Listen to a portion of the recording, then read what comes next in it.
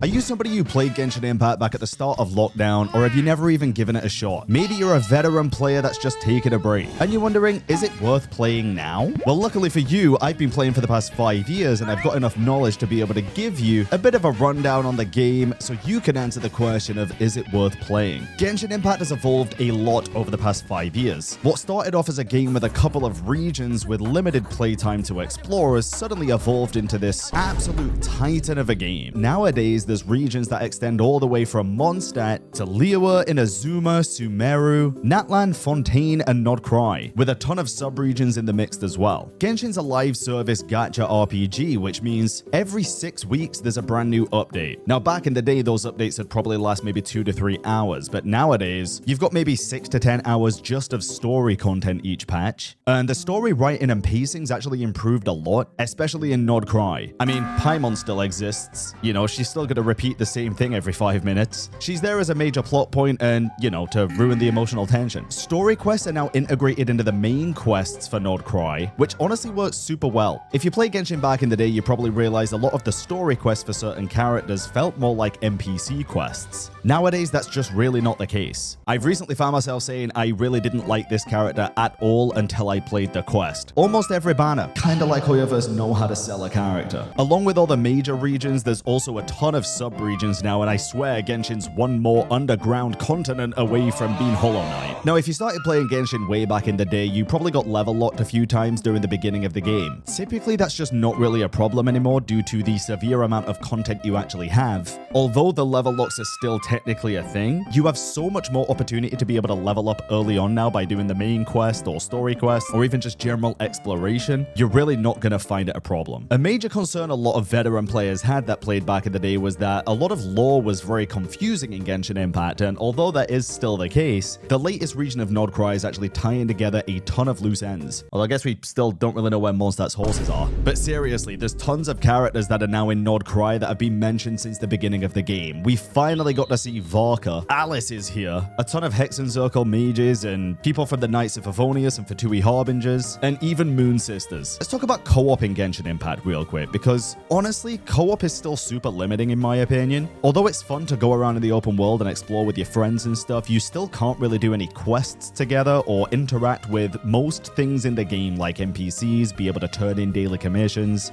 Although it's not the be-all and end-all, it's still a couple of minor gripes that I've got with the co-op system in Genshin, and it can be just more of an annoyance than anything else. If you're interested in co-op, you can feel free to join the Discord, play with the community, but be careful on the internet. There are a lot of weird people out there. Just look after yourself. Now, the progression system in Genshin Impact has taken a turn. It's had a lot of updates. For example, your character level is not locked to 90 anymore. You can actually go up to level 100. Now, this is locked behind Constellation 7s of 5-star characters, which is kind of crazy, and you are not going to have to worry about that as a new player for a very long time. But you can get to a higher adventure rank much faster now, so you're actually able to farm for endgame, such as like artifacts, so you can build teams easier, level up your characters more and talents. And nowadays, when a new banner character comes out, the quest actually gives you their character ascension materials to level them up a decent amount. So it is much easier to build new characters now. Your daily resin is still capped to 200, so you can't do too many things per day after the main content's completed in a patch. So if you're looking for a game to grind for hours every day, then this is not the game for you. But if you're looking for a game where you can just log in for an hour and get everything you need done, then it's perfect. You're still going to have a ton of content to do at the start of a patch, but as soon as that's done, it kind of dies off until at least midway through when you get the second half. Since Genshin's inception, there's been a lot of brand new areas in the game. I mentioned all the regions and a couple of sub-regions before, and the exploration has kind of evolved over time. There's a lot of characters that can aid you in exploration, but most of the time, there's region-specific mechanics that can also do the same thing, like Saurians in Natlan. Although they might not feel as smooth as the characters, they still exist, so you don't necessarily have to have the characters to do any of the exploration required. And the character designs in Genshin have gotten vastly better over time. All we have to do here is compare Diluc's model with any of the Nodcry characters to see that that is the case. I mean, Varka has a nose for crying out loud. Makes all the other motherfuckers look like Voldemort. I'm hoping this is going to be a thing going forward and all of the new characters are going to look significantly better, but time will tell. The music in Genshin Impact is and always has been one of the best things about the entire game, and it just keeps getting better and better. From cultural significance to just how catchy the songs can be, Hoyo Mix literally never misses. If you hear a song in Genshin, you can pretty much tell what region it's from and what it's trying to represent just based off of the instruments, and every Every single track really fits the vibe of whatever nation it belongs to. Nod Cry music is genuinely some of my favorite because of the Celtic vibes. Makes me feel like I'm sat in a tavern in The Witcher 3. Now let's get serious for a second. Let's talk about combat. Combat's had a lot of updates since the inception of Genshin, but it does still feel pretty much the same. Elemental reactions are still a thing. You can mix two elements to deal a different type of damage, for example, cryo and pyro to trigger melt reactions. And elemental reactions are cool, but the endgame hasn't really lived up to everybody's expectations.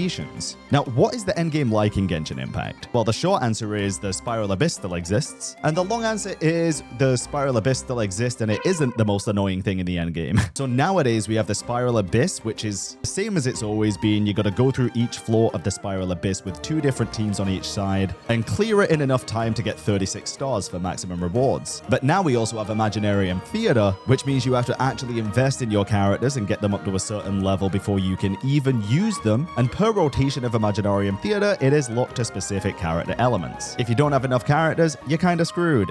It's endgame for a reason, and the game does expect you to invest in a lot of characters. I personally think, although it's not perfect by any means, Imaginarium Theater is probably the most fun type of endgame in Genshin. But we also now have Stygian Onslaught, which is by far the most difficult, and it does offer temporary weapon skins. Stygian Onslaught's an interesting one because it is incredibly difficult, but it's incredibly difficult for all the same reasons that endgame has been difficult in the past. I sound like a broken record saying this, but it is quite literally just hyperinflated overworld bosses with a timer. Nothing hurts your ego more than taking characters you've saved years for or even spent thousands of dollars on into dire difficulty just to fail the damage check. Skill issue? Probably. But mechanically difficult content would be great instead of HP inflated bosses against a timer. But again, it's been 5 years asking for the same thing, and at this point, I don't think we're going to get it. Quality of life in Genshin really does leave a lot to be desired. Just as a couple of examples here, domains are still locked to specific days, other than now for the first week of a new patch, when you can freely farm for characters. But for the rest of the 5 weeks, you're stuck waiting for them to open, like that GameStop in 2010 on a brand new game release. Lots of quality of life is actually added to Genshin, but it always feels like there's a catch.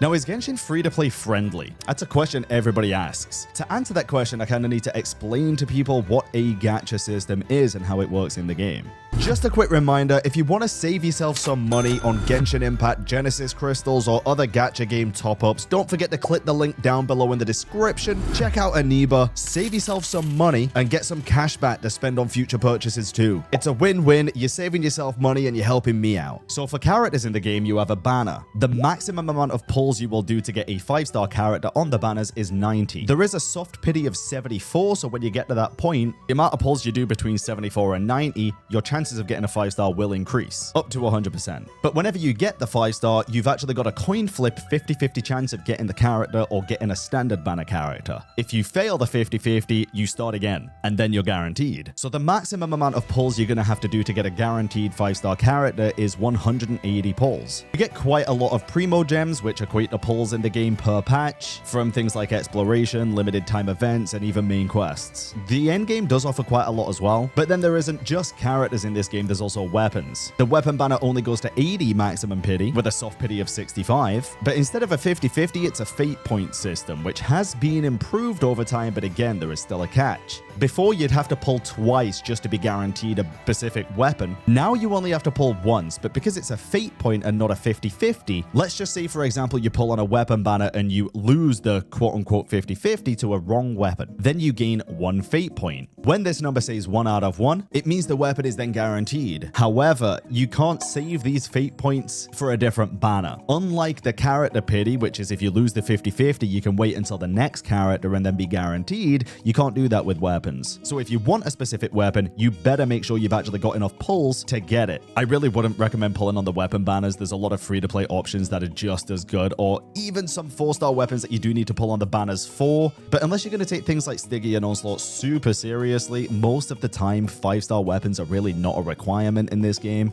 And either way, if you lose 50-50, you get to build character. Not in the game, but the emotional damage that you suffer will allow you to build character in real life. Every year for Genshin's anniversary, they've actually confirmed that you're going to get a free 5-star character, and there's a lot of other freebies that you're going to be able to earn just by playing the game, like free character constellations. Let's talk about the limited time events in Genshin. We've gone over a lot of the permanent stuff like stories, but limited time events, in my opinion, have really fallen off over time. There's a lot of repeat minigames and recycled content with a couple of changes here and there that don't really hold much weight to them. There's still some staple story events that come out that are really good, but the fact that they're still limited time means that there is a sense of FOMO there, or fear of missing out. There is some really cool permanent content now that have been kind of derived from events though, like the music rhythm game and the Milliastra Wonderland sandbox. Milliastra Wonderland is pretty much the Roblox of Genshin Impact. Players have access to a ton of tools from the game and assets to be able to create their own game modes. I think this is one of the coolest additions to Genshin, although it's not really fully developed yet. I can only see it getting better over time. And I mean, you can go into Milliastra expecting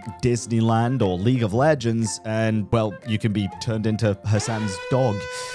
The possibilities are endless. The disadvantages of starting Genshin now can also be seen as advantages, so let me just go through them and you can decide. Starting now means that you've already missed out on a ton of limited time events, which also means there's a lot of cool story that you've missed. You can still catch up with that from YouTube and other people's playthroughs, but it's not the same as playing it yourself. There are a lot of characters in this game. You might have to wait a very long time for characters to get reruns so you can even have a thought about pulling them. Unless a Chronicled Wish comes around where like once a year, if your character's from the region that the Chronicled Wish shows up from, they've got a good chance at showing up in there maybe, but that's still a risk and you don't know if that's going to happen. Now, as I mentioned before, there is a lot of content in this game, from story to exploration to minigames to whatever you want. And this could either make you feel like you're really behind or that you have a whole ecosystem of things to explore. It can be a good or a bad thing depending on your mindset. If you actually enjoy the story or Genshin Impact itself, you're really just not going to have time to get bored. At least not for a long time. And it's free. The only thing it costs is your time. Nod Cry feels like a great time for old players to return. Again, wrapping up loose ends from the start of the game, and we're almost in the endgame now, so I think if you're gonna get into Genshin, now's probably the best time to do it. So is it worth it?